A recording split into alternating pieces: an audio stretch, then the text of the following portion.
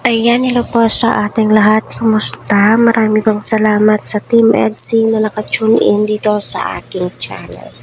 So, pasensya na po kung medyo mahina yung boses ko kasi pinapatulog ko po yung baby ko. So, yung topic po natin ay nababasa nyo naman po mismo sa aking title at saka thumbnail. Yes, kapuri-puri po yung ugali ni Beyonce. Kahit si Kalinga Prab ay pinupuri po ito. Si Kuya David, pinupuri po ito. At nagpapasalamat po sila sa magulang ni Beyonce dahil nahubog ng gusto. At alam po natin kung ano po yung mga pinagdaanan po ni Beyonce. At laking pasasalamat po niya kay Dr. Love, di ba? So, ayun nga po, no? Kahit sino daw po ang kahit sino daw po ang itandem kay Edo or maka-love team po niya, ay nagba-viral nga po daw po ito. Ano nga ba yung sekreto ni Edo? Para sa akin, yung sekreto po ni Edo dito ay marespeto po siya sa babae.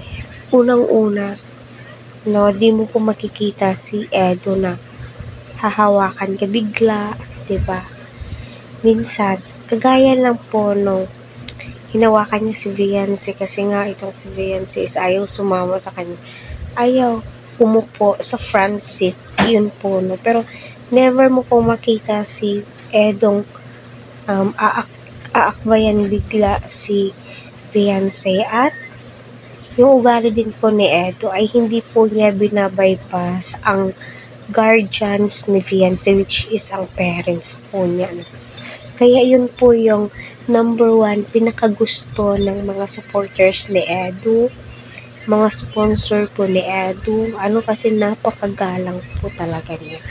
Napakabait po niya. Kahit si Kalinga Prab ay pinupuri po yung ugaling meron ang kanyang insan. Kaya binibless po sila. Kahit si Kalinga Prab po, masasabi po talagang thankful po tayo sa Kalingap kasi wala ka pong maririnig sa kanila, especially si Kalinga Prab, wala ka pong maririnig na ikakasama ng iyong loob, no?